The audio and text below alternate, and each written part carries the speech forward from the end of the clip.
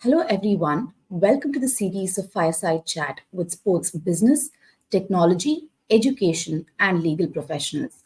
Our conversations will not only discuss the technical aspects relating to the business of sport, but will focus on the people in sport.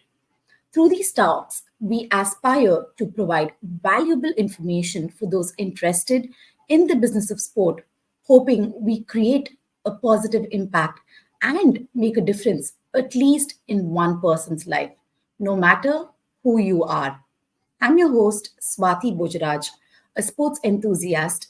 I'm the founder and CEO of Propelathon Sports is Capability, a former international fencer of India, and a former corporate lawyer. Today's guest is Mr. Sanand Salil Mitra. Sanand, a gold medal winning international archer, is a pioneering figure at the forefront of blending technology and sports, holding a degree in electronics and communication engineering with a specialization in AI and robotics. He has led groundbreaking initiatives like the creation of the world's first sports encyclopedia and a novel paperless identity system for sports, potentially reducing India's paper consumption significantly. He is an advisor to the Sports Engineering Association of India and organizes an annual sports policy think tank called Kreedangan. His expertise extends to shaping sports policies in collaboration with government bodies, reflecting his strategic insight. Sanand's impactful keynote speeches at leading institutes such as IITs and IIMs highlight his role as a leader in sports technology. Sanand's humility and deep commitment to him to enhancing the sports sector through technology marks him as a distinguished and inspirational figure in this field. It is really a great honor for us to have Mr. Sanand Salil Mitra with us together to share all the insights that he has from his professional and personal spheres of life, which revolves around sport. Thank you for joining us, Sanand, and supporting the initiative to create a well informed sports business, technology, and law professionals. Welcome. Thank you so much, Swati. Pleasure being here and thank you for inviting me. Oh, it's our pleasure, Sanand.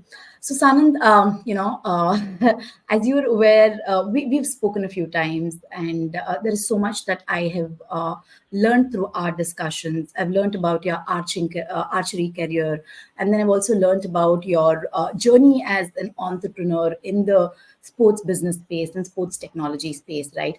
So, I'd like to start off quoting you, right? Like there are two quotes which I think are very important to start off the discussion. Both are something that you've said on different occasions. The first Okay. one is, I have never dreamt small. And the second quote is, ambition is privilege. Yeah. And it also goes on, right? The second quote extends, you extend and elaborate and say, I don't know how many of the people who read this would consider it in the same vein of thought or in the same tone, but being ambitious is understanding what the highest envelope is and aspiring in touch and exceeding that. You Yeah. cannot be ambitious without being bold, I'm sorry, without understanding your capabilities and how much you would want to strive and go forth and how badly you want to make it happen. Till you do not see how I can a flight go, how would you want to go there? Can you please elaborate these? I've never dreamt small and ambition is privilege. And also, what gave you the courage to dream so big? Okay. So I'll take it in a reverse manner. So Definitely. first of all, what gave me the courage? Let's just say that ignorance is bliss to start with. I did not know anything about archery till I finished my engineering. So I had, gone for a few tournaments and everything, but I had not participated till that stage. And once I saw, you know uh, compound bows, I realized that that is what I want to do and I want to take up. Okay. In those years there was no internet. I mean, there was very little available. India still had not started making their websites. So Indian associations did not have websites, and the only figures available were world records. Mm-hmm. So when you would go on the World Association website, you could see world records. Mm-hmm. I looked at them and I thought that, okay, this is what I want to do. This is what I want to shoot. Hardly realizing that world record is a very tall order when Yeah. you look at it in terms of sports. So if you say that there is a world record and without a coach, without knowing how to start, where to go, the first thought of yours is, okay, I'm going to equal the world record. So you can consider it courage, you can consider it something very foolish to start off with. But I didn't know any better. Nobody Mm-hmm. told me that you cannot do it. So in my head, I was like, okay, this is what I need to do, and this is where everybody would be. So to make a mark or to make a significant impact somewhere, I also need to shoot the same. Mm-hmm. So I started shooting, I started training, and I used to be pretty crazy about my archery. I would shoot for about 18 hours a day. That was my training schedule. And Wow. I didn't, like I said, I didn't know, nobody gave me a formal training or an instruction. I just, Mm-hmm. by instinct, I realized that I needed to start off at a lower weight and then increase the weight gradually, because not because I knew the body, but I realized that I could not pull it otherwise. Mm-hmm. So, I by instinct I started off with a gradual escalative muscle load on myself without knowing that that is the right thing to do. Okay. So I started from there, and probably because I came from a very different mindset as the other athletes. I was already an engineer. I was already into AI and robotics. I knew that I had a secured job even if I didn't do archery, even if I didn't make a career in archery. I never had fear for anything. I've never till date, be it business, be it archery, be it my coaching career, be it any of the initiatives that I've taken, I've never looked at anything and felt that, okay, what if I fail? Mm-hmm. So I often teach my students, if you're working towards being the best, you don't have time to look around, Yeah. to have all these thoughts. Okay, it might not work out. Why is this happening? Why is that happening? You start trying to figure out when you're standing still. When you're moving towards the target, where is the time? Yeah. You don't have the liberty to look around and ponder or become a little pensive. So that's where I started. The point where I wrote about ambition, that came about because of late I've been seeing a lot of people. Mm-hmm. Now with Sportech, I wanted to change the sports landscape, Mm-hmm. not just of India, but going abroad as well. Because I realize that the problems that people face are common across the world. Yeah. Okay. There is not a single athlete around the world who can say, okay, there is no politics in my sport. No athlete can say that. No athlete can come out and say, I do not need sponsorship. Every athlete wants sponsorship. Every athlete has mentorship problems. Everyone goes through teething troubles. Um, Only after you go to a world championship that you realize that the person standing next to you is just as worried about his performance as you are. Yeah. You've been Yeah. an international fencer, you know that well. Yes. That Yes. in Hindi how we say, जब सीटी बजती है तो सबकी सीटी बजती है, हमारी सीटी बजती है. So in practice you're so confident, yeah, I'll win everything and all. The moment it starts, the whistle goes, you know that okay, now it is performance. If it does not click up in your head, then you know that you'd be scared. Yeah. It's the first shot, you when you're trying to gauge your opponent, when you have not met the person before, you're still Mm-hmm. trying to understand who they are, what is it that they're trying to do. So uh, after you've seen everything in the ecosystem, you realize that what I am trying to do, I meet tons of people on a daily basis. I don't see any of them having an ambition or an understanding to take a small startup that they started around 38 years of age and taking it international. Mhm. I for doing that, you need to have the vision. You need to know where you need to go. Have you Yeah. ever gone there? So if you've gone international, if you started off as a grassroots level athlete without a coach, without anybody telling you, okay, ये नहीं करते हैं और Mhm. इसलिए नहीं करना चाहिए, क्यों नहीं करना चाहिए, मैं बोल रहा हूँ तो नहीं करना चाहिए. Yeah. That's how As you Indian coaches are. Yeah, you were saying. Yeah, thank you. Sorry for interrupting you. So, as you were saying, you should have the vision to be able to go there, right? So, I'm assuming that you watched the movie Dangal. So, I think that kind of represents a lot of reality back home in terms of the training that the players go, the two players go, Geeta and Babita. Yeah, Uh, uh, um, they go through the training and then they make it to the national team. And when they're in the national team, there is this one scene. I just got reminded of it as you were speaking, right? So they make it to the national team. They're training 1000% because they want to become world champions, Asian champions, which eventually they go on to become. But as they started the international career, I think a lot of other players around them were like, okay, you made it to the national team. What else do you want? You're going to get a job. So that's enough. So why are you yeah, training so much? Or why are you so focused on something, totally different? One. And the second thing is also another very important aspect that we noticed in the movie, which is also hmm, a movie based on real life story, is that these players were trained by their father, who was a former international athlete for India, yeah. wrestling athlete for India. And then when they go into the national camp, their training methodology completely changed, which affected their performance in the international, performance. So Hmm. I just want to share, like, these two scenes kind of came to my mind when you were speaking about you start a startup or or a player who started at grassroots level. You need to have the vision to be able to really achieve that.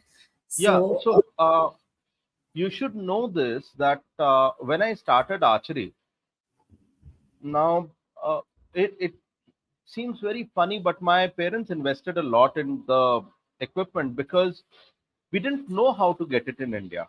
There were no there was no dealer who was bringing in equipment officially, and it was insanely expensive. So we decided that okay, we'll order it. So I ordered it in my name mhm, and thinking that yeah, okay, there might be import duty, but we can ask a minister or somebody to write a recommendation, and we'd be able to go ahead without realizing that that's not going to happen. yeah. So I ordered equipment at that stage. It was for 1.5 lakh, 1,25,000. This is 2004, Mhm. and we got slapped on with a custom duty, which was exactly the amount of the equipment, 100% import duty. Oh, That was yeah. because we did not have a import permit, license, anything. So it came to about 3.5 odd lakhs, Mhm, mhm, and I promised my parents that I'll return the money back to them through my archery career. mhm. So Yeah. my biggest thought process was, so I asked a few people, how do you make money? They said you need to win national medals. When you go abroad for internationals, the state government gives you money. Mhm. Yeah. So my thought process in my head, I was pretty clear. I have to go international.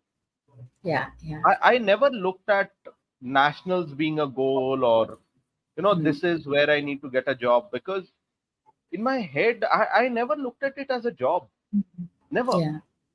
And since I told you, I only targeted the world champion, the world records. I never saw anything smaller than that. Mhm. Mhm. I get what you mean. I And completely once get. I started competing, I understood that everybody else who was competing was at a score below mine. Mhm. So Mhm. I had a clear playing field. Yeah. Yeah. I could be myself, I could do whatever I want, and I could play without taking the pressure. Mm. I have seen opponents. I mean, you have this knockout system in archery. So Mhm. when one athlete is competing against you, and I've seen people's bows quivering like this standing next Yeah. to me, and I did not realize that there was so much of pressure. But later on you got to understand that, okay, if they did not do well, they would lose their job. Yeah. So the pressure is of a very different kind over there. And when you've seen everything, so I have worn practically every hat in the sports ecosystem. I've been Mhm. an athlete, elite athlete. I've been an elite coach. I have administered so my own academy. I have formed out state policies for sports. I've gone ahead and helped the Archery Association come out with marquee tournaments. Mhm. So we organized Furti, Mhm. which was the biggest tournament that India had seen for archery. This was Mhm. Mhm. 2018. And for Okay. the first time, I introduced a concept where your coach is not the single source of your knowledge. Yeah. Usually, Okay. that is the case, Mhm. right? Mhm. Whatever you learn through your coach. Mhm. Now, when you interact with other people, you realize, okay, this is what my coach said, but this is what the other people are following. Where is the gap? You might you may not be educated as an athlete, but you Mhm. understand that there is a gap, and Yeah. then you want to research and know more. Yes. It's not your respect for your coach goes down any bit, but you realize that there are things that you may not know, and there are things that your coach may not have taught you, or is he does not know himself. Mhm. Yeah. So, we started organizing workshops in Mhm. Spurti. So we had Mhm. workshops for parents as well as athletes to attend while the other group competed. Okay. Okay. So Mhm. you had arrow tuning workshop, you had got string making workshop, everything that an athlete needs for archery. You had every single workshop covered, along with international archers coming and telling you. So there are different ways in which you can communicate. So suppose, for example, taking from your spot, Bhavani Devi is an athlete. She's also your Oh, batchmate, if I remember correctly. yeah. Yeah.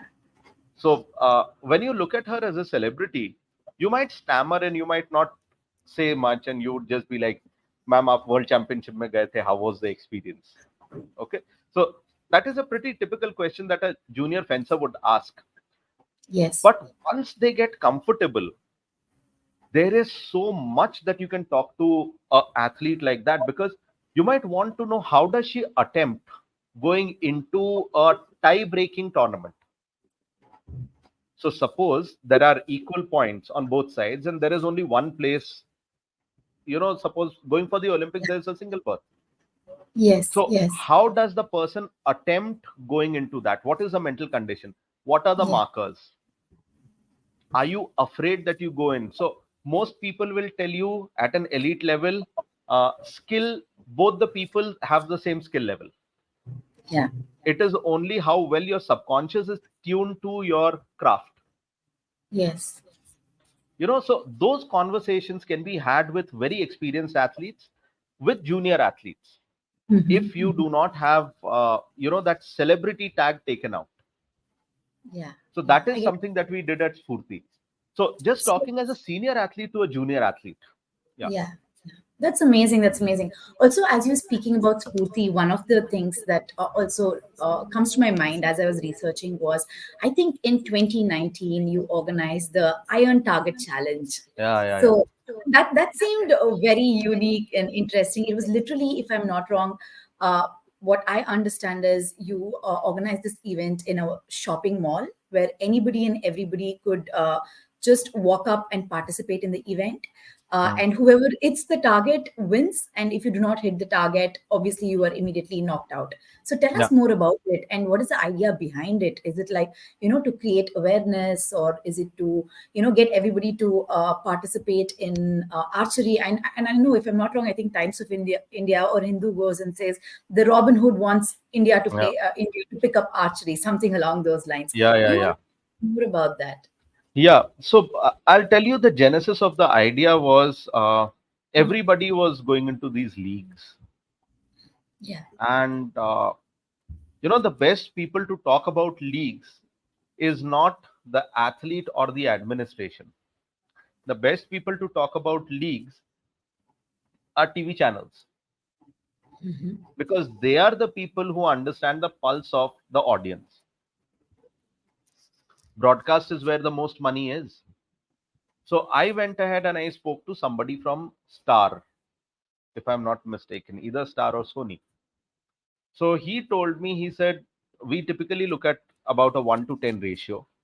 If there is one athlete who knows the sport or who participates, he influences 10 people around him.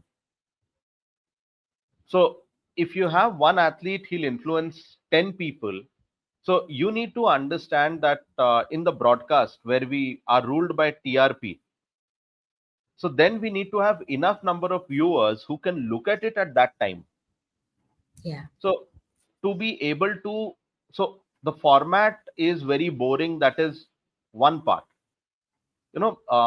I see fencing to be a very interesting and dynamic sport, because there's something happening all the time and with a lot of speed. Yeah. But in archery, you aim the bow. Now you shot the arrow. The arrow is in mid-flight, so they'll show the flight of the arrow. Then it'll hit the target, and then the camera pans to the next archer. Now, that's a very boring format for a reduced time span Mm-hmm. Okay. audience, right? So you always want to have some excitement or the other, which is where the ODI format became a T20. Yeah.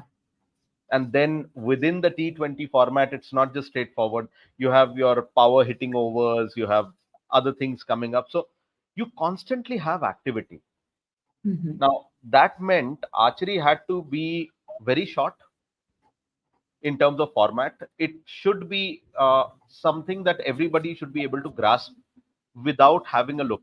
So today, you know that in Kabaddi, you're doing a raid, Mm-hmm. right? Because now the format has become such that you are able to grasp it without so much of a worry. So I came up with this format where the target is just a sheet of iron. Mm-hmm. There is a 1.5 feet hole in the center, Yeah. and you have foam behind it. And you're given one arrow with your name written on it. The arrows were custom made for the tournament, and they were made out of fiberglass. So it Okay. essentially means if your arrow hits the iron, it'll break, and there'll be a Okay. loud noise. So you Okay. have a little dramatic effect on that. Yeah.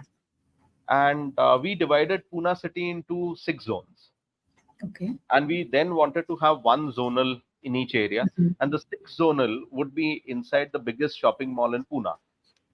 Yeah. And the first prize was a car. Mm-hmm. The second prizes were 2 bikes. Okay. Then we had laptops, tablets, mobile phones. We had about 100 prizes, including annual membership of Gold Gym. Okay. Okay. So Wow. those and gift vouchers and everything. The smallest prize was, I think, 5,000 rupees gift cards. Okay. Okay. Funnily enough, we didn't have sponsors for it. Mm-hmm. Everybody that we had spoken to backed out at the last minute. So I Okay. had to foot the bill for it. Mm-hmm. Mm-hmm. And for the first time, without anybody to, regulate or hold your hands and say, okay, this is something that you don't do. Mm-hmm. I had a free hand. We put up, I think, about 28 billboards across Pune city. Mm-hmm. Okay. Huge coverage. We Mm-hmm. went on, so there were about 10 announcements about the tournament on radio for 2 months. Mm-hmm. Okay. So that kind of repeated coverage, hoardings all across the city, uh, a tie-up with Book My Show Mm-hmm. to get people on. We went to, so what I did was I created a format where archers will not succeed.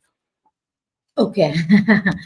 It Okay. is designed to take all advantages from an archer away. Okay. So, as a fencer, you know that you have a certain set of things which guide your fencing even very unknowingly, right? Yeah. You would Yeah. have your protective suit, you would have, say, an epi, saber, foil, whatever you use in your hand, and you would have your helmet. Then you have the thing which you tie on your back. the Mm-hmm. wire and stuff. Now you take all of that away, and we dress you in a simple skirt and a top. Mm-hmm. Okay, and instead of your sword or your equipment, we give you a ball in your hand, and we say now you need to fight exactly the same way. You'd be like, I'm not going to compete. I'll lose. Exactly, exactly. Makes sense. Makes sense. So, I knew what all the archers depend on for a shot. So they have an aiming device and stuff. We took all of that away. We went to a lot of housing societies, okay, spoke to people, made this. We got 80, 90-year-old people come out and shoot. okay, And archery is interesting. a sport. Once you try it, you want to shoot the next time. Mm-hmm. Yeah. We had more than a lakh people come out and participate. Wow, one I lakh have people. never seen that kind of craze for a sport. Never Okay. seen. Okay, what was the outcome of it, Sanand, besides 100,000 people, like, or 1 lakh people coming in participating? So, was there any profit that you guys were able to make despite all the personal expenses or the expenses that you had to incur for the event? And did the registrations in the sport increase, or was it just one of those fun activities that people participated in and later forgot? Because I know when I read the article, it also said you were planning to do that in Hyderabad and I think Bombay, if not Bombay, Hyderabad and Ahmedabad, if I'm not wrong. Yeah, One other city. yeah. So, We wanted to so do it in all metros in the first year okay, and okay, then take it ahead. But the problem was that my entire corpus was lost I understand. after the first tournament, and we Okay. were unable to do anything about it. Hmm. But what came out of it was uh, close to 6,000 people wanted to learn archery. Oh wow, amazing. Okay.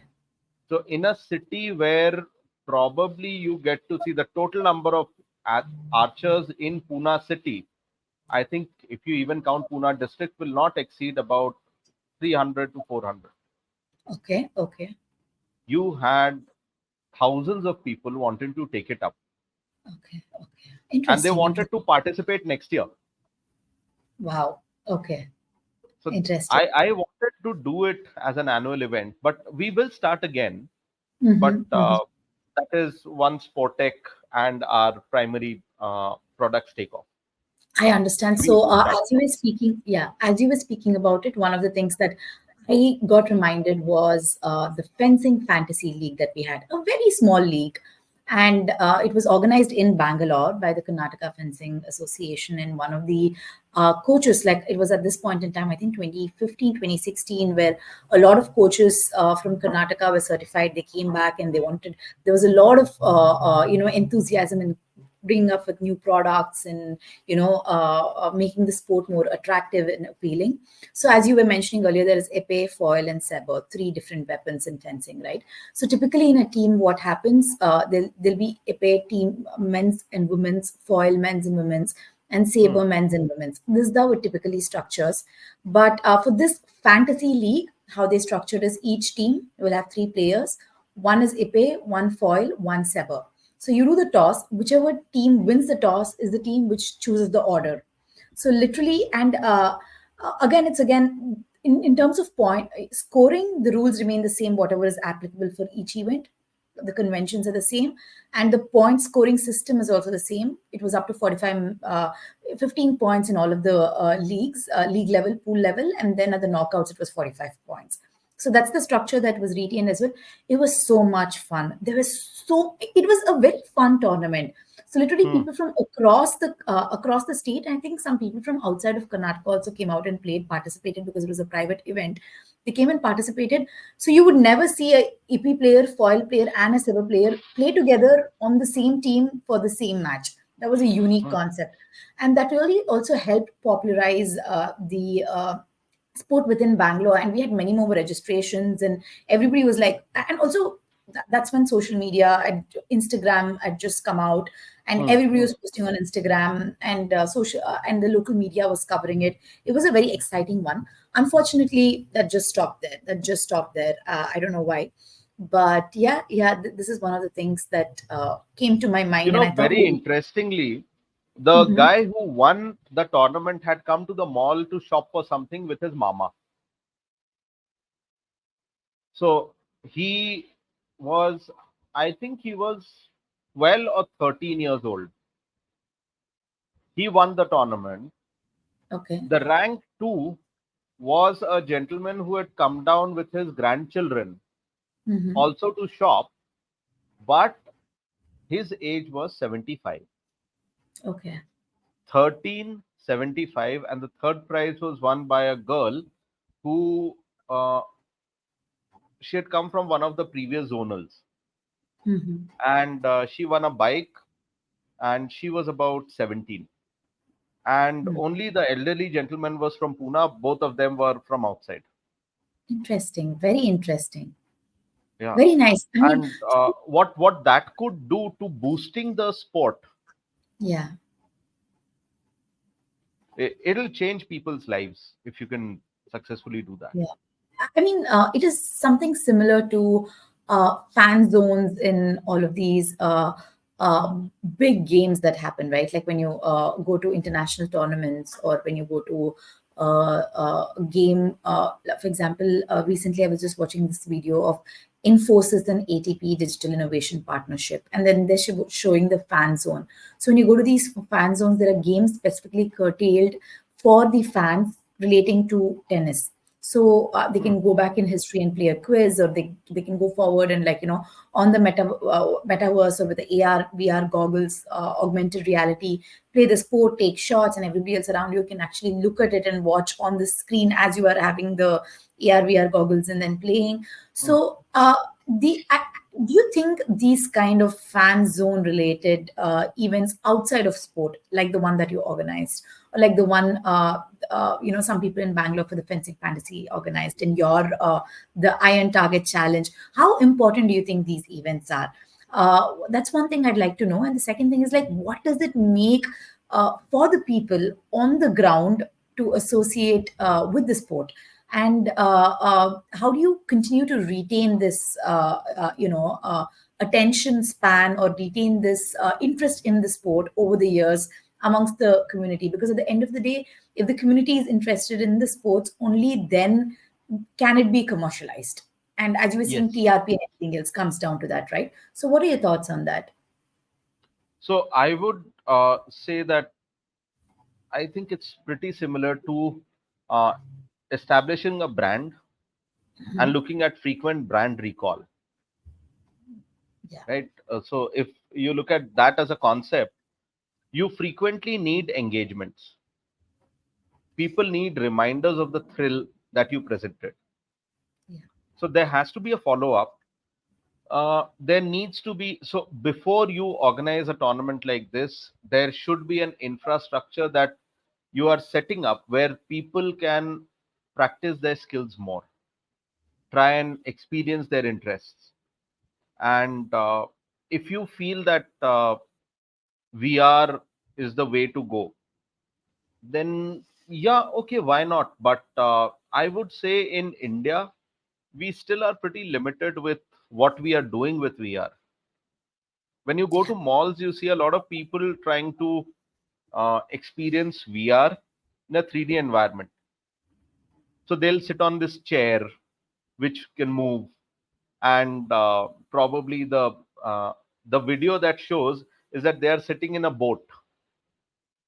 So, and there are things which are attacking them and stuff. So I would say, if so, yeah, something that we spoke about yesterday itself, that people do not consider sports to be a very potent industry in terms of investment. I would say the moment you look at physical activity being the single largest activity being practiced by humankind, other than breathing and the rest. So if you take sports, it continues from your childhood till the time you cannot walk anymore or you cannot do anymore. But when you watch TV, even then you feel the thrill in your heart. So if you take that and you structure and harness it properly, I don't see a reason why it will not give you fantastic return So if you I understand and keep a lot of people in place. Yeah, you were saying, Swati. no, please go ahead.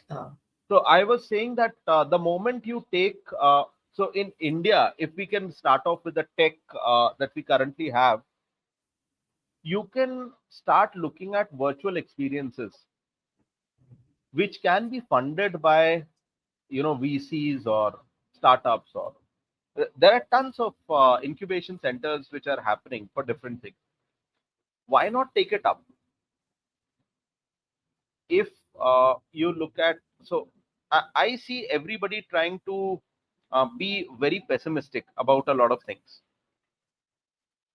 By my own, you can say, sun sign, moon sign, whatever, I'm a bull, I'm a Taurian, and I'm very optimistic, can pretty bullheaded when it comes down to, saying that I'm really very optimistic about everything. Okay. I definitely feel that people need to be encouraged. They need to be Mm, told, go ahead, try it, do it. And if your funds can actually be put in and people are led to working things out, not worry about immediate cash return, but patient capital returns, mhm. then it gives them the tenacity to work on things. So if you have such VR experiences which are made for better fan engagement, uh, you've heard of Venu Gopal Rajgopalan, right? Yeah, He works for Venugopal. Panesco. He is based in Canada. Mhm, So we were having a talk, and they have come up with something which goes on to a cricket app where you mhm. can actually create the AR experience of the stadium on your couch, Yeah. whichever surface you want, and you can see which shot has been hit where, and you can turn it around. So that's one fan experience. But if you Mhm. create bigger fan engagement, then that could be a game changer. What you just spoke makes a lot of sense. Yeah. Where you do not require equipment. I completely understand where you're coming from, Sanand. But let's just take a step back. One of the interesting aspects that you mentioned, while you were speaking about the fan engagement aspects, was the investment in sport, funding sport, right? So you have been a grassroots level athlete. You've been an elite athlete. You've seen this journey from to become one of the leading members of the Indian archery team, one. And secondly, you've gone out and become a coach, you've become a mentor, and then you've tapped into your, skill sets, professional skill sets outside of sport, and went on to create many, organizations like Sport Tech Innovation Lab Private Limited, and maybe several other sporting organizations or sports and technology organizations, right? While you've done all of this, do you think today's reality with regards to sport and the sporting ecosystem in India, or even investment at the grassroots level, is the same as it was way back in early 2000s when you were playing? As the dynamics changed, one, and secondly, if the dynamic is changed, uh, what could be the factors contributing to this? And the third thing is, what can be done better, not necessarily from public investment, in this is like government's involvement, but from the private sector's involvement, to make the ecosystem much more sport friendly or sports person friendly? Okay, so I'll take you back on the first point that you asked. So there is a lot of change that I see. So when I stopped being an athlete, uh, I have been a guest faculty at IIM Ahmedabad, Mhm, and I've also taught at IIT Bombay. mhm. So I would talk about sports engineering and sports entrepreneurship. But one of the things back then was people would laugh when you said you're talking about sports management and sports entrepreneurship. They would be like, There's no sports management. There is sports event management. Mm-hmm. And I was like, no, that's not sports management.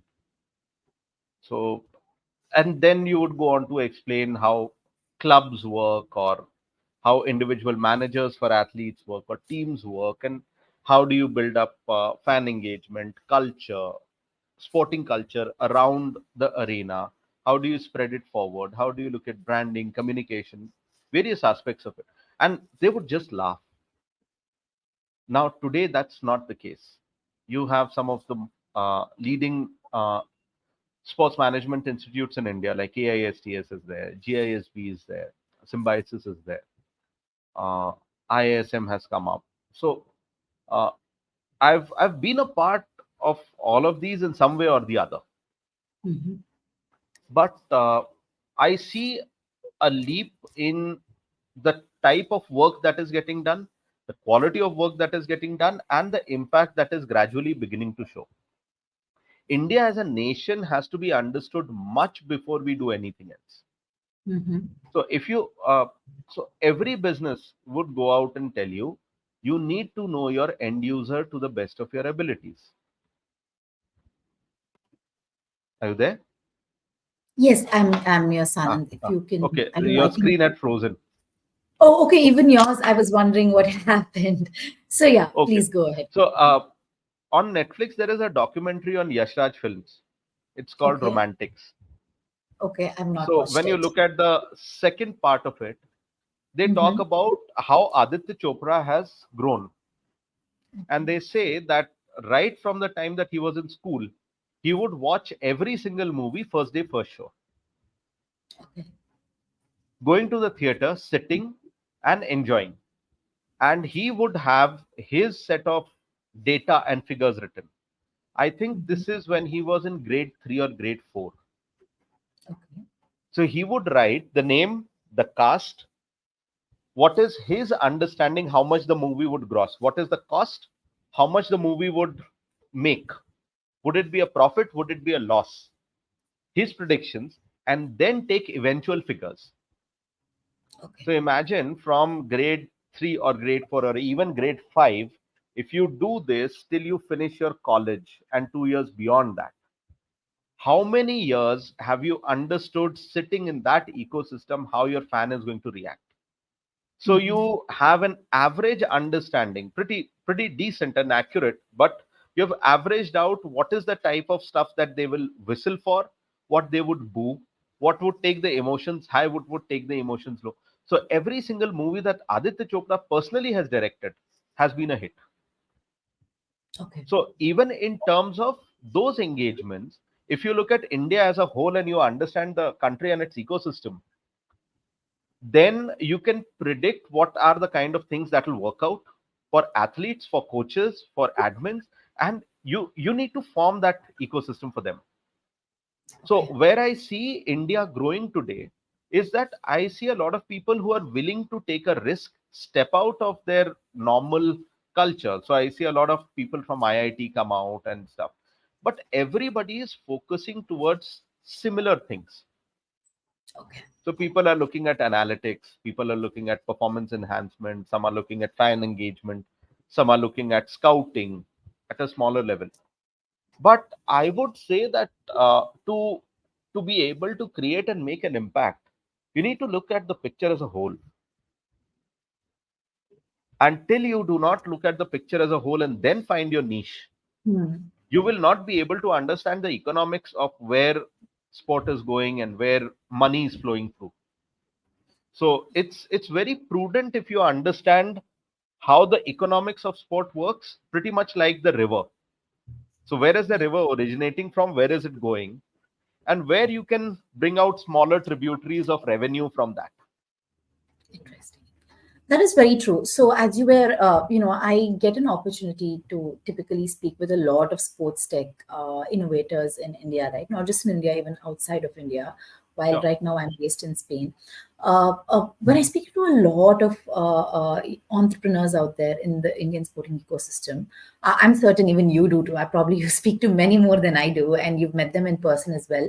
You're right. All of them are focusing on analytics aspects. All of them are a lot of focus is on fan engagement related aspects, and probably these are the products or services that is required for the global technology sports market as technological innovation.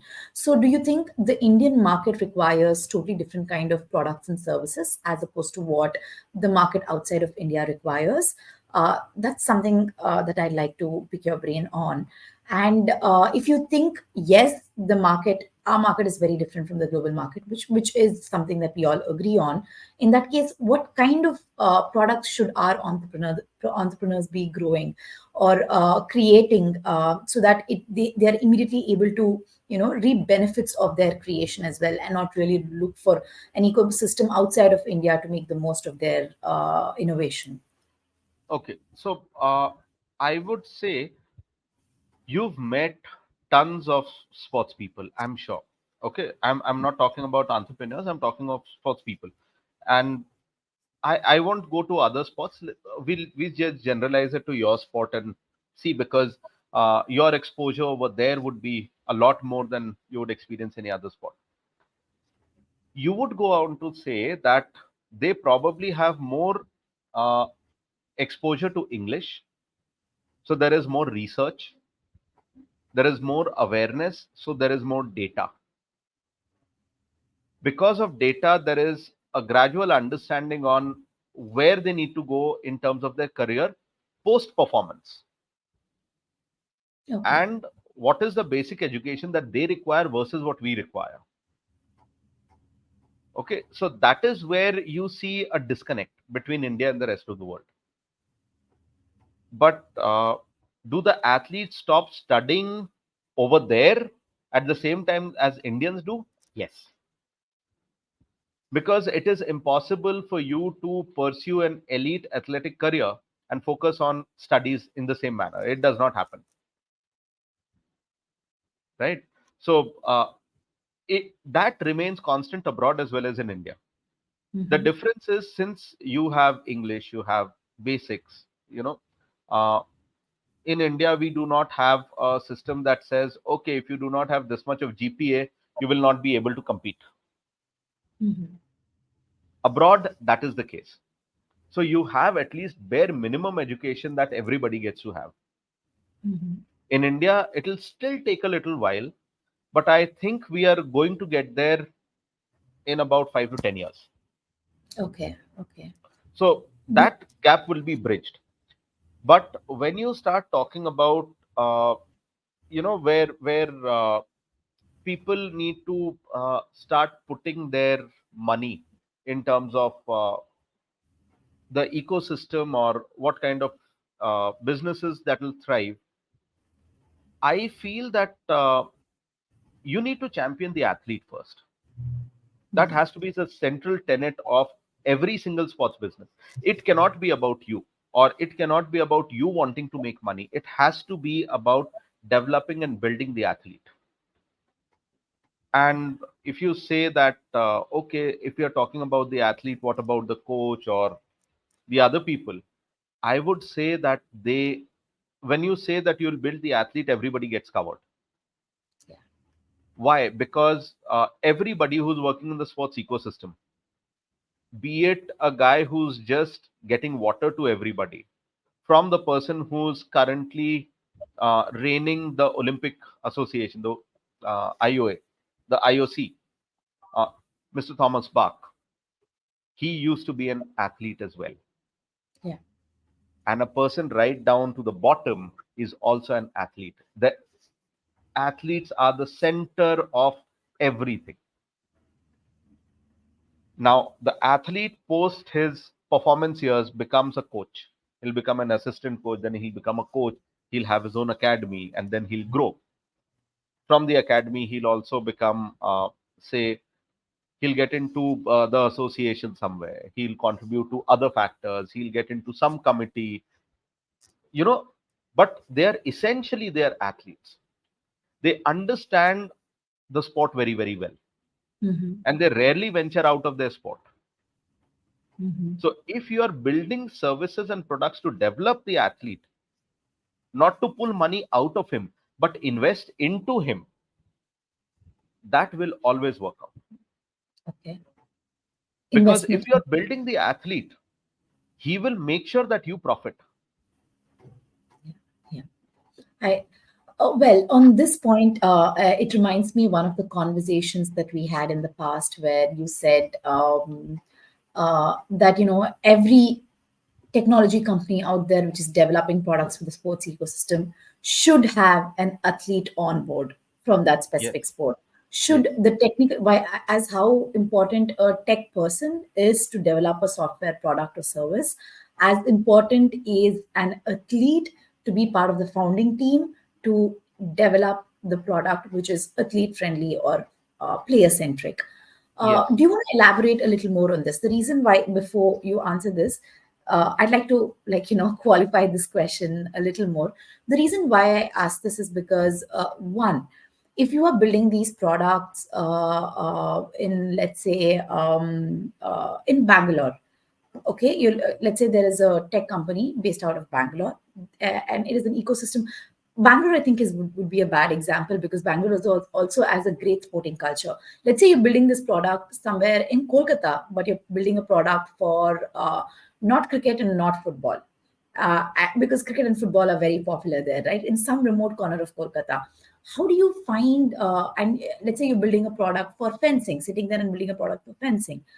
How do you find an elite athlete who's also, one, entrepreneurial, two, willing to take the risk, three, share the insight completely with you, four, not even know what kind of benefits you can reap, and take another risk in their life amongst everything else that they're already taking, and five, doesn't it really impose a situation where you really want them to be educated in a different manner? Basic education is something that we're already struggling with. Educated in terms of managing a business. I'm not saying it's a bad idea. I'm just saying there are so many aspects that we have to address. What do you propose, and how do we go about it? So, okay. So the theme of 2024 for Sportech is back to basics. Okay. Okay. You know that we organize Kreedangan every year, Yeah. and each year we give them a notepad to scribble things on. What we are going to do this year, we are going to give them slated chalk. Okay.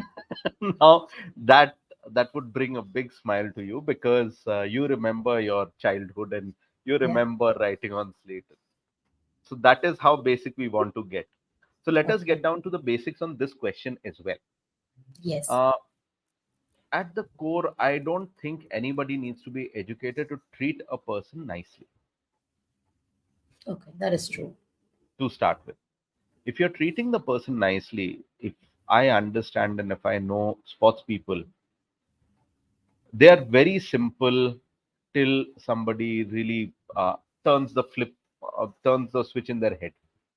Okay, you don't get into politics of the sport or the the manipulative side of sports till such a time where probably that is the way to go. You're pretty straightforward. You'll keep to your game and stuff. If you take that as the kind of sports person that we are talking about, if you tell him what exactly you want to do and you ask for his help, he will always help you. Okay, so if so, the reason you and me are talking is because we are both connected with sports. That's true. You know that from the word go, I have always offered my help in whatever way you need to help you succeed. Okay. Yes. Similarly, you have always said that if there is anything that I need to do, you will always help out. What is there? I mean, between the two of us, we are just two people who are passionate about sports and who want to help each other out, because we realize the wall of problems that we are facing, Hmm. right? Every athlete knows that if you're trying to build something for the sporting ecosystem, you are going to fill a particular void. He'll help you out. But for him to be able to help you out, You need to be at the same time able to pitch to him just the way you would pitch to an investor, convince him, and get him on board. Okay. He does not need to be educated if that is the basic need, because he does not need to know your product. He needs to know what is it that you're trying to solve. If you tell him that, okay, I'm trying to understand more about the way the athlete grips the other in wrestling, Mm-hmm.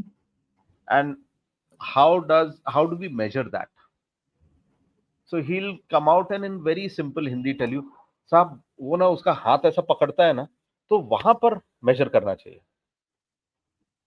Hmm. या इसको पकड़ के ऊपर से करने के time पर ना जोर यहां से लगता है. So in very simple language, he's telling you that apart from the grip, you also need to look at the trapezius, the shoulder blade, and the spinatus, which is a bigger muscle, to be able to pull that strength. और जब साहब इसको करता है ना तो पैर लगाता है नीचे. So you are like looking at the physics of this, and once you have a rough sketch, you would be able to figure it out. Yeah. Yeah. He does not need to be educated, but he So definitely when needs I to be plugged into the ecosystem that you're So building. I agree with you on plugging into the ecosystem, Sanand, definitely. But let me rephrase the question properly. I was not very clear in conveying what I intended to ask. I am an athlete. I have Sure. gone on playing for, let's say, 10 years, 15 years, how many ever years in my life.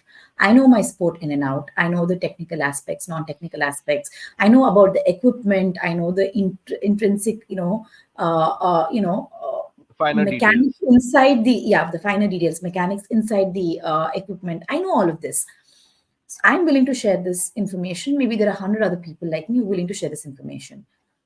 And let's say Mr. X is founding a company, and when Mr. X is founding a company and he comes and asks me for the information, I'm very happy to share the information.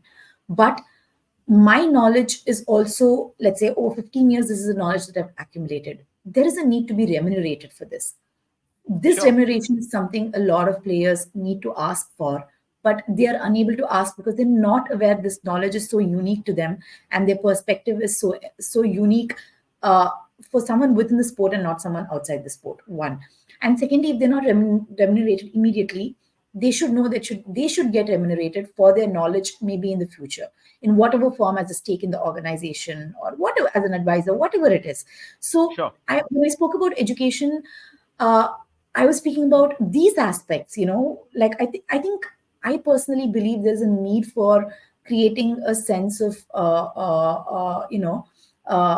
information creation, knowledge base, developing a knowledge base of the athletes in the business terms as well. How important do you think is this education? That's what I wanted to ask. So it is very important. Okay. But we also need to understand that the athlete is, you need to look at the ecosystem as a whole. Yeah. So if you want to educate athletes in that aspect, either you create a post performance Hmm. grooming program which is made Yeah. available to them, and this Hmm. has to be on a pan India level. Hmm. Yeah. Okay. Or you make them educated in those aspects. Otherwise, the other way is, if you are stepping as an outsider, you are not from the sport, you're stepping into the field of sport, you need to do your homework before they do. Yeah. That person comes from, so there is an international archer called Praveen Jadhav. Hmm. He's from a nearby place close to Pune. He's an Olympian. Now, after going through the Olympics and everything else, his family used to stay in a hut which is on rent. The rent Yeah. is 3,000 rupees a month. Hmm. Okay. When he won, when he came back from the Olympics, there were pictures of him talking to the PM and the rest. The Hmm. landlords of his house, they decided to make his rent from 3,000 to 20,000, assuming that he's earning enough. So they'll exploit the family. Now, that is not so that's not related to the conversation in terms of where they need to be employed in business, but it tells you that this is what the people are used to. They're used to being exploited, and they come from such humble backgrounds that they might not open up and tell you exactly what is the remuneration that they expect. But what will grow the industry and their trust in entrepreneurs is your ability to remunerate them or compensate them adequately without they having to ask. You need to take care of them. And Yeah. if you do not, and if you say that I don't know how to, I don't know how much to, then it means you've not done your homework. Okay. Okay. So Thank if you you for are sharing. going to earn from the ecosystem, first invest time, effort, and energy to understand what is it, the type of people that you're going to engage. Do something. So invest into the, so when I said plugged into the ecosystem and the rest, it is the athlete who will enrich your knowledge. Mhm. And you are very right in saying they need to be compensated and compensated adequately. But there is no understanding of how much compensation to give. Yeah. But they have their expectation. They would say, मैंने तुमको इतना बताया, कम से कम 5,000 तो दो. If you Mhm. yourself have given him 15, he knows that you've done a lot more than his expectation. Yeah, yeah, I understand. I understand. I think when athlete centric or player centric development, athlete centric, whenever it is like player centric approach, I think even for research purposes, you inevitably end up, giving the right due that they are entitled for. And I think that's also a need for change in the mindset for that, which takes over several years. And I'm hoping that a lot of entrepreneurs who have gone to IITs, IIMs, or a lot of entrepreneurs who have worked in, who maybe if, who come from a business background, non-business background, but have been to leading institutions, are mindful of this and are already implementing these aspects, hoping that's the reality, Sanand. So one of the, I mean, like this is a question I should really ask the people that I'm speaking to right now anymore, because I Yes. know they do a lot of like market fit research and they work with local academies, clubs. We really want to see, besides the tech enablement, more of research which happens than really the contribution back at that point in time. We really need to understand what is the other contribution they're really bringing to the ecosystem, I guess. So very That's a very interestingly, there is one point. There is a lot of innovation that is happening in sports. I was talking to Mhm. Prashant Joglekar of Sports Biznet this Mhm. morning, and there are a lot of companies Mhm. where people. So he said, I see a lot of positive changes coming about, and I was like, okay, why is that so? So Mhm. he said, no, there are a lot of entrepreneurs taking up to sports field. Now, there is a curious phenomenon that I see. People say, okay, this is the solution I have. Do we have a problem that this can solve? Yeah. Instead of looking at, okay, this is a problem that everybody is having, let me solve it. Yeah. It is Yeah. the other way around. Okay, so I have a video streaming tech that I worked on in my final year as a project. Can I use it in sports? Will it make money? So, without realizing that there might not be a need for it. Okay. Mhm. I So get what you mean. I get what you mean. it's working the other way around. Yeah. So, as we're speaking about these aspects, tell us more about the Indian sports room. So, when I had an opportunity to assess or go through what was on the website of the Indian sports room, I see you folks, you are one of the founders of the Indian sports room. One, and then I also see there's so much valuable content in terms of podcasts, in terms of written blogs by experts in the ecosystem and the industry. There are programs for athletes, there are programs for professionals in the ecosystem, a closed room, invite only discussion forum. And there is also a lot of community building that's happening. So, Yeah. share about the Indian sports room, what it is, and what is the idea or the vision that it intends to achieve, and how does it fit in to the larger scheme of things that we just spoke about? Okay. So I'll give you two things that I found out. So couple of things are missing from sports in India. Mm-hmm. One is conversation. It might be an odd thing to say that conversation is missing, but I do not see people talking about sports. So for Ringside Talks, that's the podcast that we have, but Yeah. even Indian Sports Room, Yeah. there will be a lot of people who will come, and even on your podcast, people will talk about their problems and they'll rant and get it out Yeah. of the system. We realized that we didn't want to be an agony aunt. Mm-hmm. Mm-hmm. We didn't want to be the forum where you come and you complain about the associations, forum, politics, all of that. So Exactly. it is a solution based discussion that we have. Mm-hmm. Mm-hmm. You have a Yeah. problem, let us find a solution.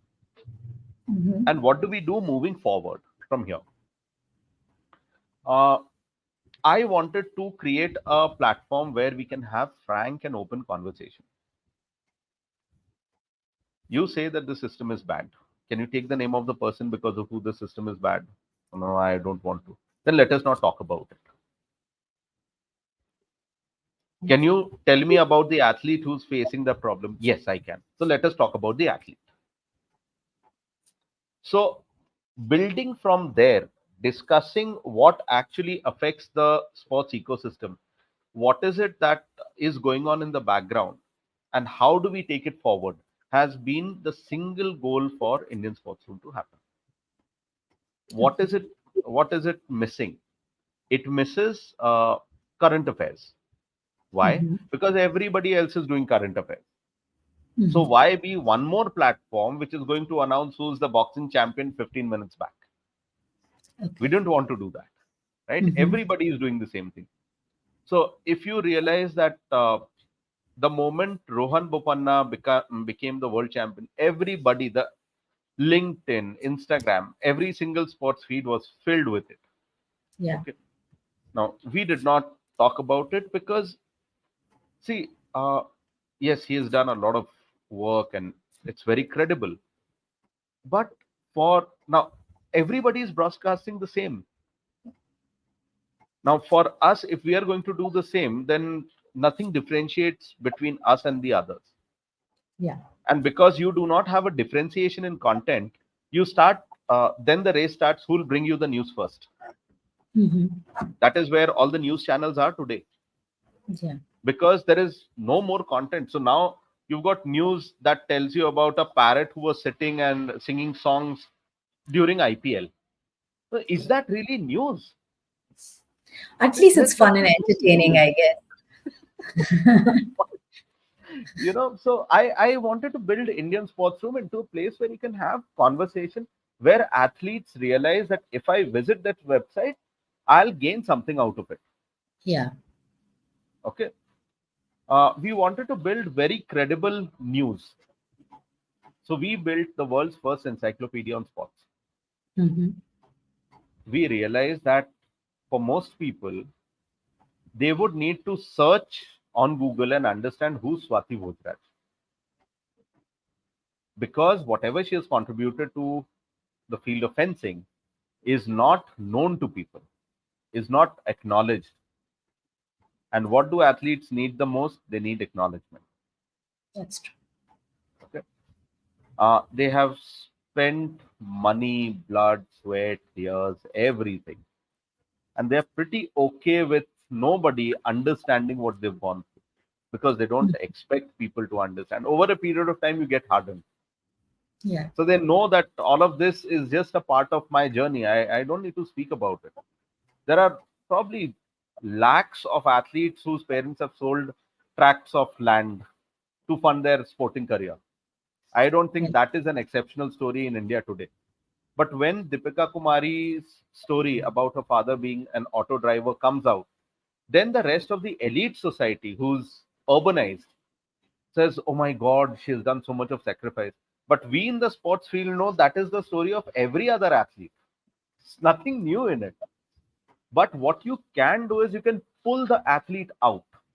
You can give them a ladder to growth. That is what Indian Sports Room is to be.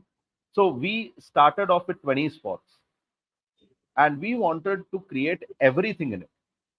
So you have sports, you have got stars, you've got events, you've got records, you've got world sporting bodies. Then we go down to equipment. What all equipment is being used? How is it being used? What are the rules and regulations of your sport? So all of that. And now we are working towards converting this into something like Chat GPT. So in an Mm-hmm. interactive fashion, a Yes. pretty typical use case would be if as an athlete, a coach or a judge comes out and says, we have an objection, or we are banning you from this tournament because you violated X rule. Currently, athletes do not have the teeth in them to fight back. Mm-hmm. They're not well educated. They don't know where to search all of these rules and regulations and details. You can just ask the system, this is what I'm being framed for. How do I fight back? Yeah. The Yeah. system can give you an appeal. Okay. You know, Interesting. Yeah. at the same time, a coach or an official can cite out and say, I feel that this athlete is doing this thing wrong. Mm-hmm. What should I check for? Okay. Mm-hmm. They can get something back. What we are also trying to build as kind of a wisdom AI through this is, what is the cost? If I'm starting today, what is it going to cost for me to compete internationally? What are my chances? Which is a good coaching system nearby? What are the records? At my age, what needs to be my stats for me to be of average or above average Mm-hmm. strength in a particular sport? So we are trying to build all of this without anybody worrying whether this information is coming to me free of cost or not. Or Okay. I speak Chhattisgarhi, Bhojpuri, Mm-hmm. I speak Telugu or Kannada, and I'm unable to get the information in my regional language. So we will be tying up with Bhashini, that is the Okay. government's platform which will Yeah. translate it into different languages, and we Mm-hmm. will make it available in all languages. Okay. Okay. That's amazing. That's amazing. Interesting. So, Sanand, while you spoke about the contribution through the Indian sports room, at the end of the day, as we've discussed, it clearly seems to be, player centric, to be able to make We have an players, athlete first approach. yeah, athlete first approach, as you rightly pointed out, right? Tell me more about the Sports Engineering Association. I believe you are one of the members of board advisory members. Yes. I understand, and also as you're speaking about when I was reading about the Sports Engineering Association, one of the things that I also came across was this event, a national technology festival Hmm. in which you gave a talk way back in 2009 or 10, Sprints Fest, where you actually gave a talk to the National Technology Festival in India, organized in Gujarat. And also, the same event is actually happening in 2024, where literally the current YouTubers, the current popular members of the government, so many IAS officers, leading YouTubers in the country and internationally are the ones who are going and giving talk in that event. You did this in 2009, and when you did it, you actually spoke about sports and technology and innovation in the sporting ecosystem through technology. So, Yes. how well received was it way back in 2000, like 8 9, when probably we were still thinking, hey, how do we make sure our athletes get the basic amenities and facilities required to compete at a national level or international level? You were already speaking about sports and tech. How was it received then, and how is it received today?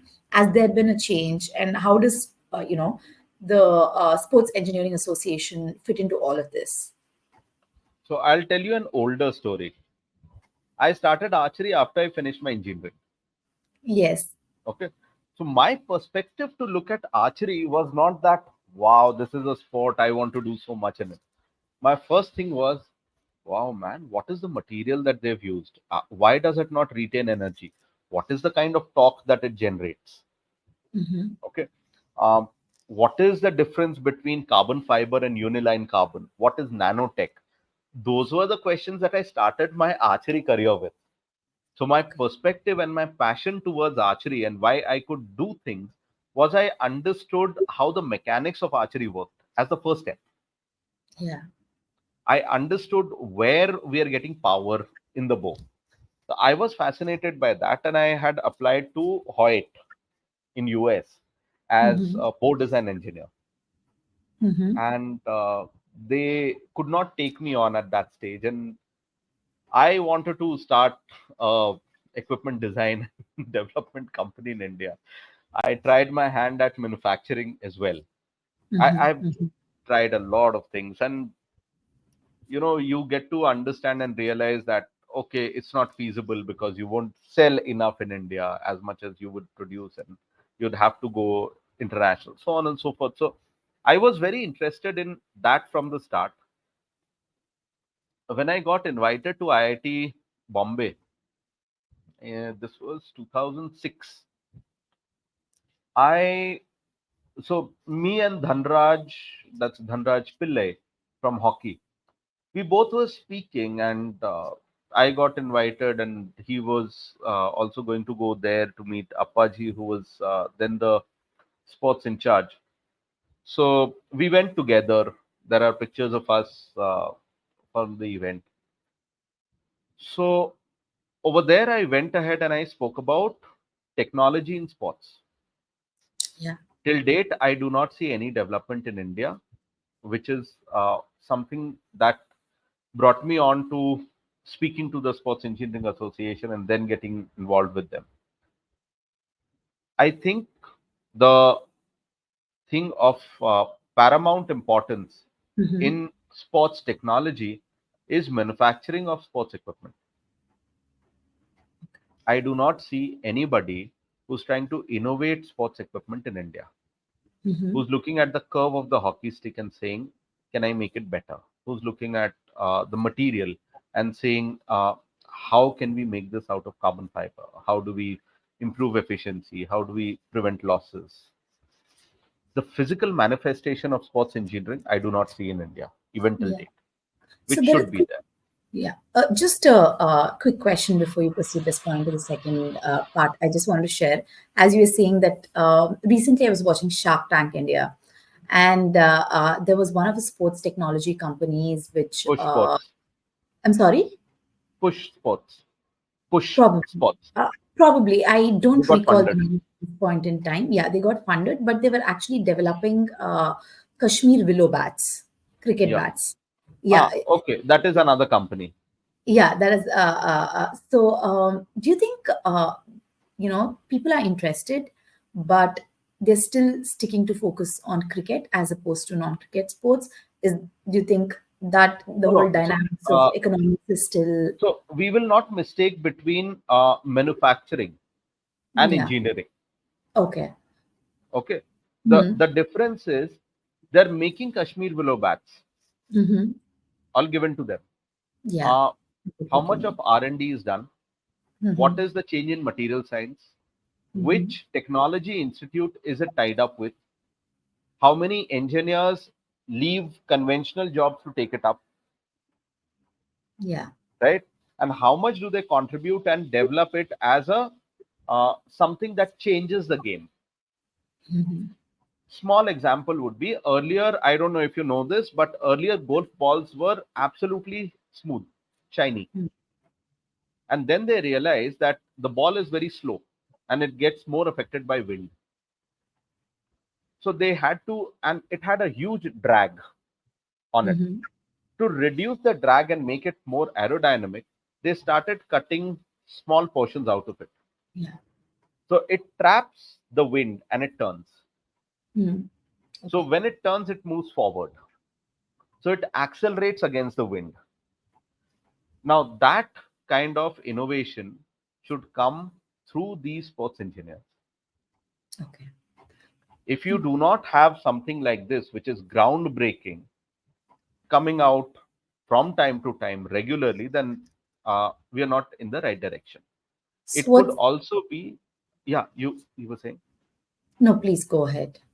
So I was just saying that you need to innovate, you need to make it more efficient year on year, and you need to, it's not possible that you are innovating for 20 years and you won't have a patented product.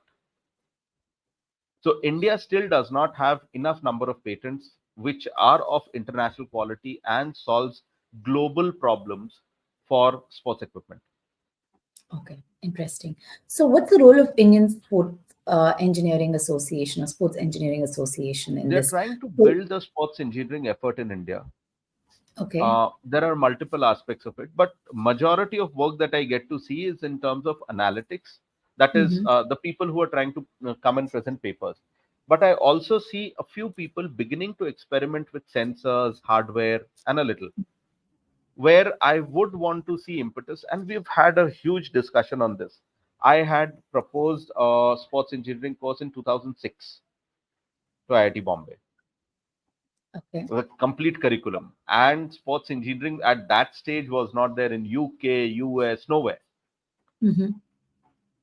None that I had at least heard of. So I had proposed this course, and we had a discussion back then, which is as pertinent today.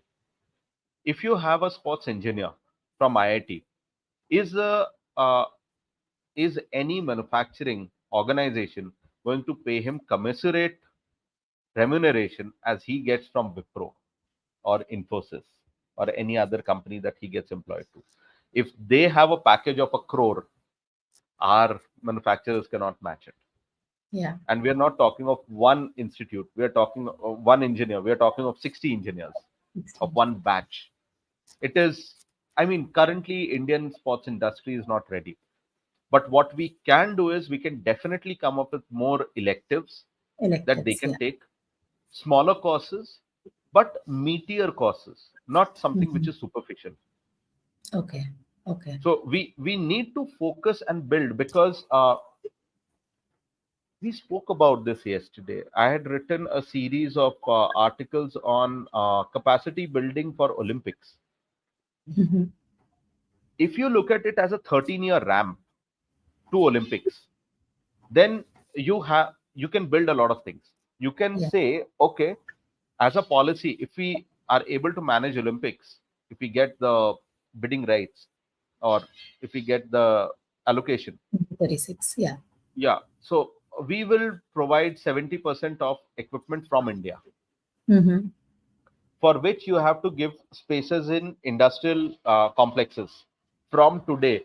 And you need to say, we will, as the government, we will give rebates on the manufacturing of international quality sports equipments in India. Yes. Okay, they have to pass the quality check, and this is the amount that you need to export. So not just in India, over the next 5 years, you should take the 30, 32, 35 odd spots that are on priority and start manufacturing uh, field level equipment, individual equipment, apparel, everything that is needed for all these spots in India. Yeah. Start innovation hubs, start engineering hubs, and then take Mm-hmm. it forward.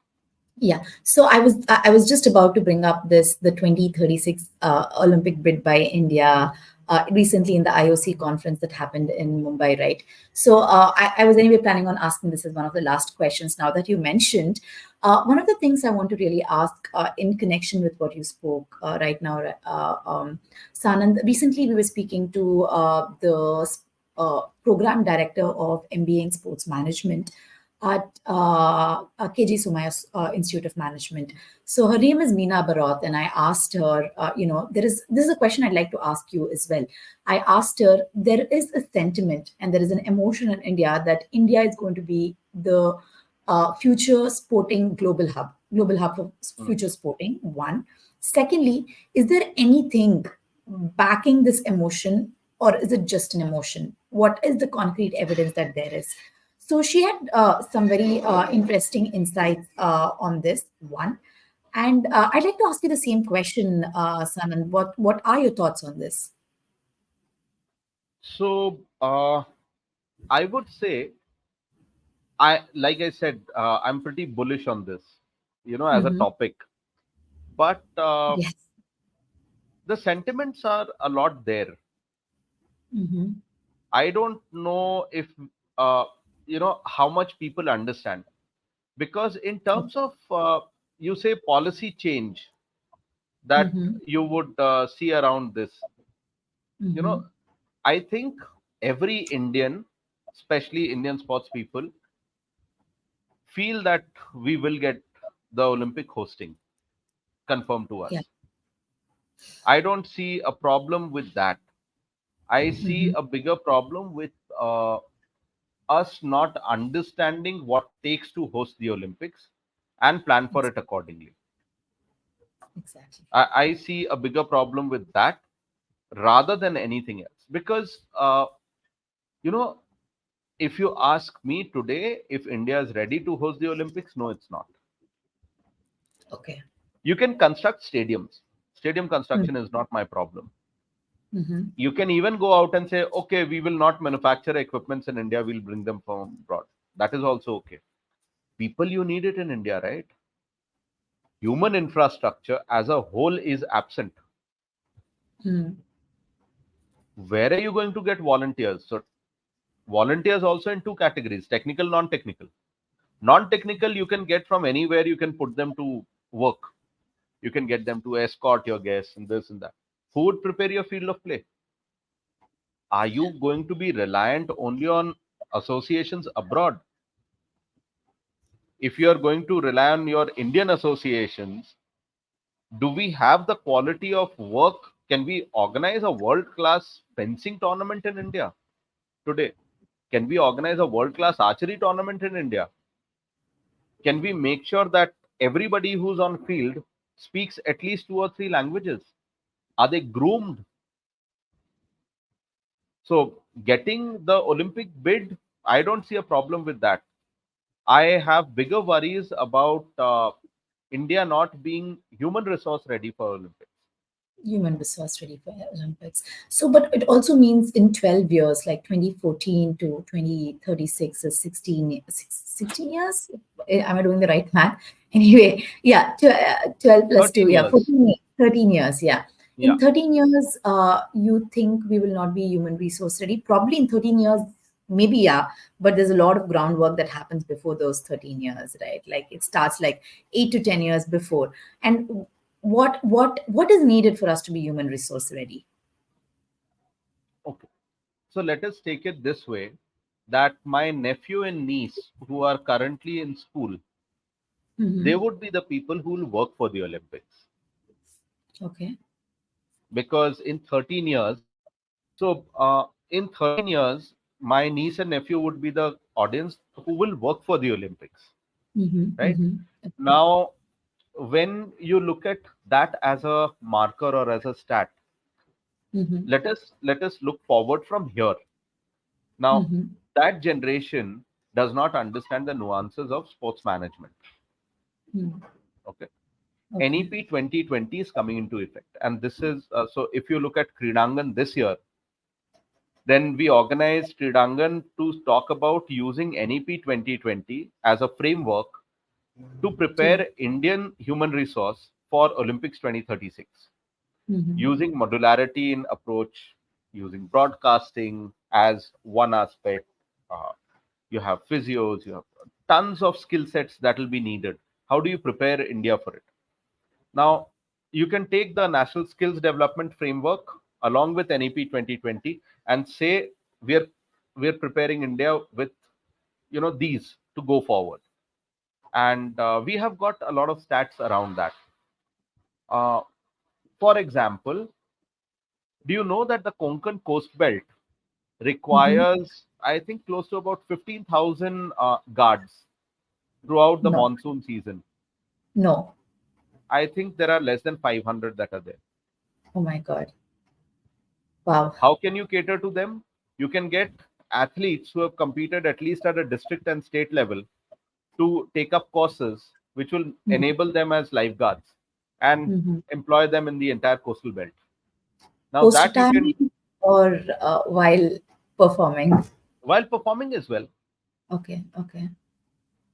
Even if you want to take somebody post their performance years are over, you can still do that. But Yeah. you require a certifying agency Yeah. which can easily be taken care of by NEP 2020 or the skills development framework. Hmm. Okay. So it depends on how you approach that problem. What is it Yeah. that you're looking at? Uh, if you look at it in a manner, what all would be required? So there are tons of things. Do you know that there were about 15,000 people who were trained by BBC to do broadcast for London Olympics? Mhm. No. So, I'm just talking simple numbers. Yeah. So when you look at all of that, you realize that if I wanted to have, say, 10,000 broadcasters who, or 10,000 people who understand broadcasting to be brought into one place, what kind of skill sets would they have? What is the amount that you will pay to them? Is it factored into your current funding, what you are raising out to be? Yes. Yes. Where are you going to seat them? What is the kind of training? Is there a module for it? So Hmm. Olympics has a Olympic Broadcasting Service, OBS, which Yeah. dovetails into whatever national broadcasting agency that they have. So ours Yeah. would be Doordarshan. Okay. So Mm-hmm. is Doordarshan geared up to take a challenge like this? To train Mm-hmm. people before, not just in terms of broadcasting, to train human resource. Hmm. Who's going to sit where? How many press briefs are going to be there? So on and so. So it's a complex process. And to understand it, you need to employ people and make it Olympic ready. Yes, yes. So as we are speaking about Olympic ready and as we are speaking about the 2036 bid, and you also mentioned about Kreedangan, as you mentioned Kreedangan, one of the thoughts that came to my mind was I was just recently speaking to Shrishti Jain, the founder and CEO Co-learn. of Kreedangan. Yeah. So what Shrishti actually told us was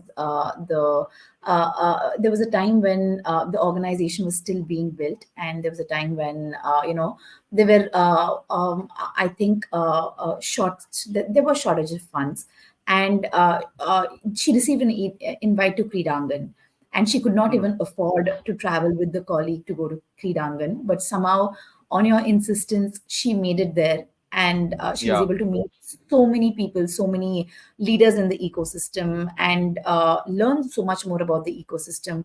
One of the things she appreciated is that irrespective of where you come from, what your role is, everybody had to speak, everybody had to present their views. That is one of the aspects that Kreedangan imbibed, right?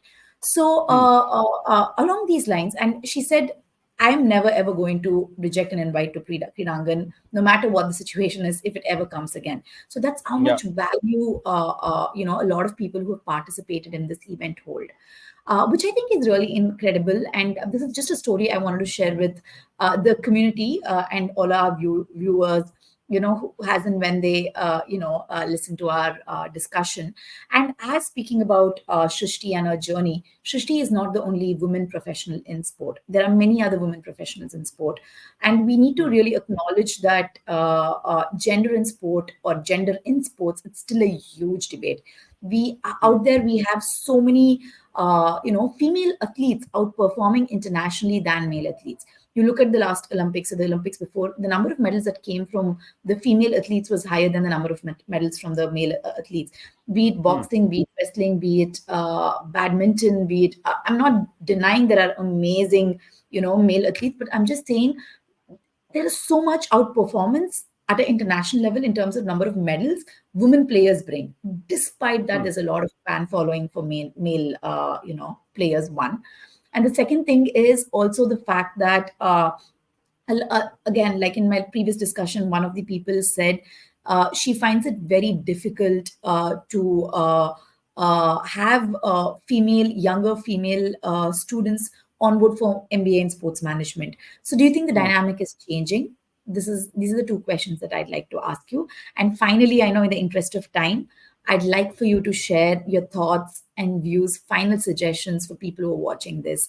Hopefully, they would be people who really want to enter the business of sport in the legal, management, or technology professions. So, what are your final thoughts on these aspects, Sanand? So I would say that whether there is more opportunity for women, Mhm. yes, there is more opportunity for women. Um, why and why is it evolving? It's because I think uh, a lot of the participation would evolve with the change in evolution of us as Mhm. a society, Yeah. right? I'm sure if you talk to your mother or your grandmother, they would say you've evolved so much. What you are getting to do, we couldn't think of in our time. Our Yes, our parents might be very modern, but we couldn't think of sending our child abroad, and they'll come up with things. But for you, it is pretty much the norm. It's okay. I mean, you get to see a lot of your peers coming up, Mhm. going abroad, participating, excelling, and that is a new norm for you. So I see a lot of uh, synergy and opportunity for people to grow. Uh, for a very long time, yes, there is going to be a bias. There is no doubt about it that it exists. Okay.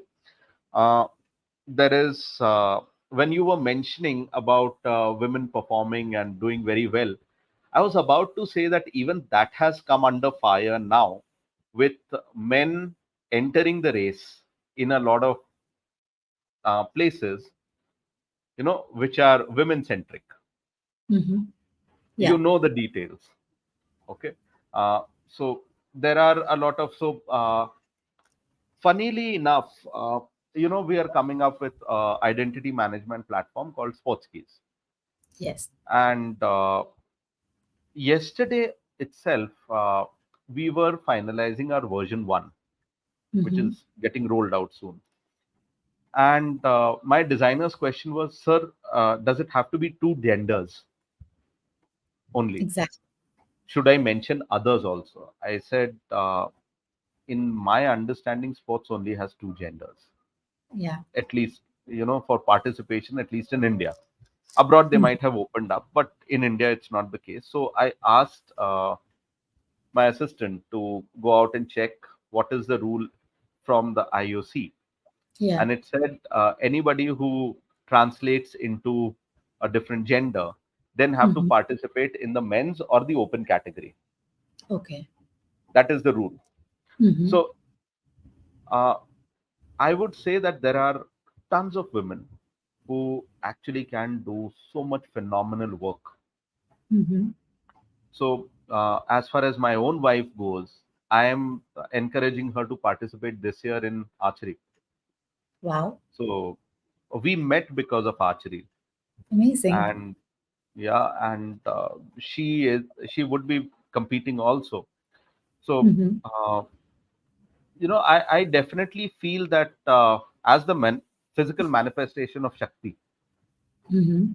there is nothing which is impossible for women.